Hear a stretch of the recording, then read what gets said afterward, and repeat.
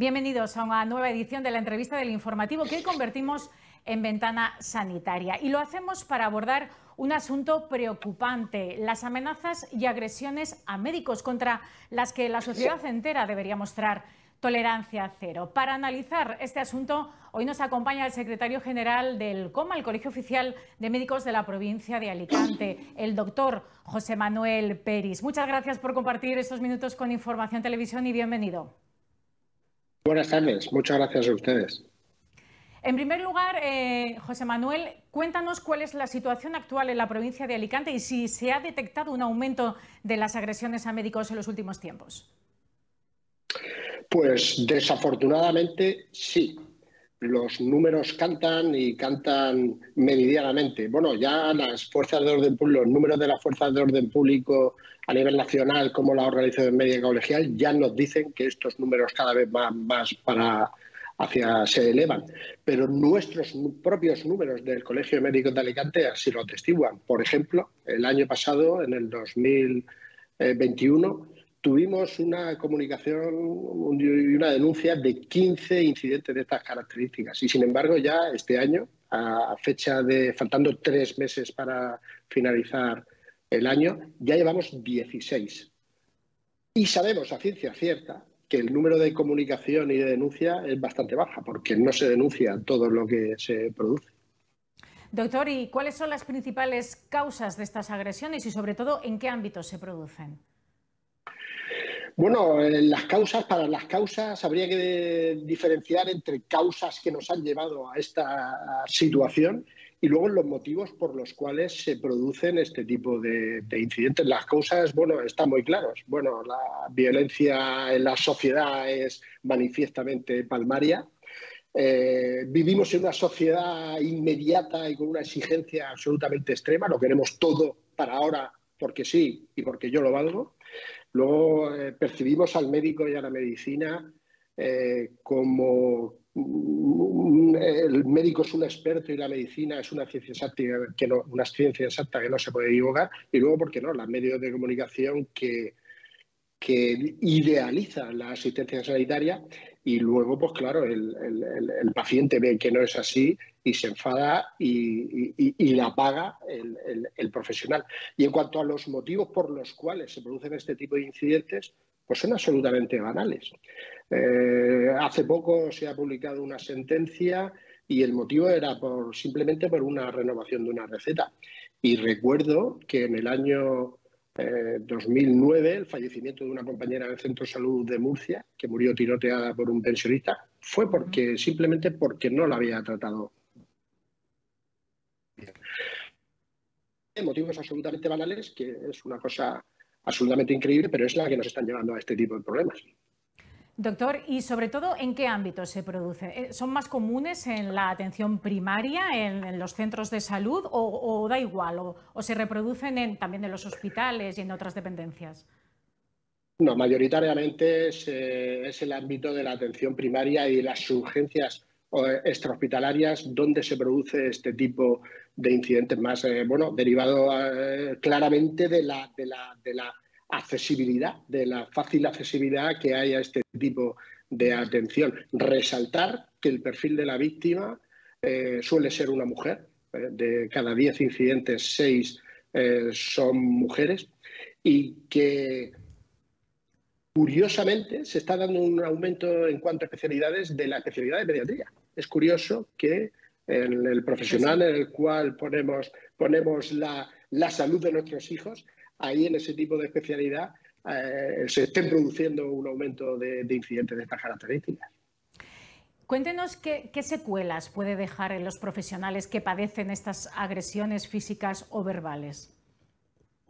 Bueno, las consecuencias son, y estamos viendo, son brutales. Bueno, en principio, un médico que le pasa que le sucede este tipo de incidente, bueno, la amargura y la desolación es absoluta y se pierde la confianza, se pierde la base de la asistencia sanitaria, que es la relación médico-paciente.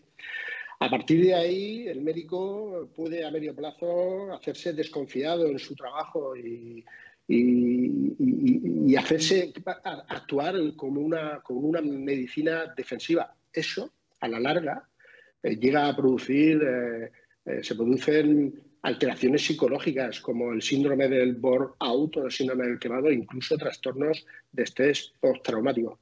Aquí perdemos todos. Esto es un problema muy serio que al final afecta a la seguridad del paciente y al final las organizaciones las destroza y bueno, la sociedad al final empeora. Aquí perdemos todos y perdemos mucho. ¿Qué debe hacer un médico que ha sido víctima de estas agresiones? ¿Cuál es el protocolo que debe seguir? Bueno, comunicarlo y denunciarlo. Comunicarlo y denunciarlo. Pero comunicar cualquier tipo de incidente que pase, que tenga lugar de este tipo, incluido ahora en la moda de las redes sociales. Bueno, el protocolo es muy fácil, pero cierto tengo que reconocer que es un poco engorroso, ¿vale? En primer lugar, si derivado del incidente, requiriera asistencia sanitaria, evidentemente buscarla, eso sin ninguna duda. En segundo lugar, hay que comunicarlo al servicio de personal o superior jerárquico de la unidad donde trabaje. En tercer lugar, interponer la denuncia correspondiente ante las fuerzas de orden público. Y en cuarto lugar, llamar al Colegio de Médicos. Hemos articulado un número de teléfono, el 965 26 10 11, y a partir de ahí se pone todo el protocolo en marcha, la guía de actuación. Nuestra asesoría jurídica acompañará, asesorará y ayudará al colegiado agredido desde el principio, desde el primer momento, hasta el final, si hubiere una sentencia. Pero, como dicen las fuerzas de orden público, todo delito, porque estamos hablando de delito, si no se denuncia, no existe. Y si al menos no se comunica, no habrá solución. No se podrá poner medidas para solucionar este tipo de problemas. Y en ese sentido, ¿a los médicos les cuesta todavía demasiado denunciar o se está notando que esto cambia, están más concienciados? Pues un poco más. Vamos lentamente. Pero le cuesta mucho y le cuesta por dos motivos. Yo diría por dos motivos. Estamos empezando a interiorizar y a vivir en permanente hostilidad. Incidentes de estos pasan casi todos los días en algún centro de salud de nuestra provincia. Y eso es un error, eso es un gran error. Muchas veces no se denuncia por comprensión, gran error, si lo dejamos pasar volverá a ocurrir. Muchas veces no se denuncia por precaución, no vaya a pasar algo. ¿Y por qué no? Por miedo. Y luego el tema de que le he dicho que es un poquillo difícil, es un poquillo engorroso, pero anunciar que a nivel nacional estamos intentando que esto sea automático. Estamos buscando una especie de aplicación para que esto desde el momento, desde el sitio donde se produzca, denunciarlo fácilmente. ¿Desde la misma consulta, entonces? Sí, se está intentando que a nivel nacional que esto sea posible, sí. ¿Qué habría que mejorar para evitar estas situaciones? La prevención, supongo, sobre todo. Pues sin ninguna duda, sin ninguna duda. Lo mejor es la prevención, pero bueno, habría 4 medidas en las que a lo mejor habría que incidir. Por un lado, fomentar la cultura de la denuncia entre los facultativos y de la visibilidad de los ataques. Esto es manifiestamente palmario. En segundo lugar, fomentar entre la ciudadanía que nos cuide. Si nos pones tu salud en mis manos, cuida de quien te cuida. En tercer lugar, formándonos nosotros con cursos. Por ejemplo, el 10 de marzo hicimos un curso taller en el Colegio de Médicos de Alicante impartido por la Policía Nacional, interesantísimo, que hasta los que más años llevamos trabajando nos pareció interesante porque nos daba trucos y medidas en la autoprotección para en un momento dado saber qué es lo que hay que hacer y, ¿por qué no?, medidas para prevenir alteraciones psicológicas que se producen en muchas ocasiones, del tipo de trastorno por estrés o por el síndrome del quemado. Y en cuarto lugar, ¿por qué no?, combinar a la Administración que la mejor prevención es el efecto disuasorio de la seguridad privada, sin ninguna duda, eso está más que demostrado. Y apoyar a las fuerzas de orden público que ellos están por la labor de articular en los departamentos como unos departamentos de seguridad con la figura de un director de seguridad, si hiciera falta, tanto en los departamentos como en los centros hospitalarios. O sea que en su opinión, esas son las entonces... 4 medidas. Ah, muy bien. Sí. Díganos, díganos. Esas son las 4 medidas en las cuales de momento habría que incidir, en las que estamos trabajando y en las que es importante desde el Colegio de Médicos. Todas estas medidas las estamos trabajando. Bueno, y ahí estamos todos a una a ver si disminuye este problema, que es verdaderamente muy preocupante. En su opinión, entonces, desde la Administración Pública, ¿todavía hay alguna asignatura pendiente en este tema?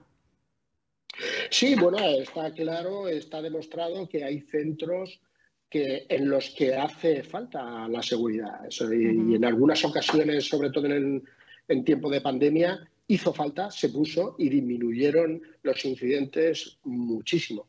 Bueno, pues esto habrá que hacer un análisis detallado de qué centros son estos y, bueno, articular la solución. Muy bien, pues con esta reivindicación nos despedimos. Hasta aquí la entrevista de hoy. Muchas gracias por habernos acompañado, doctor.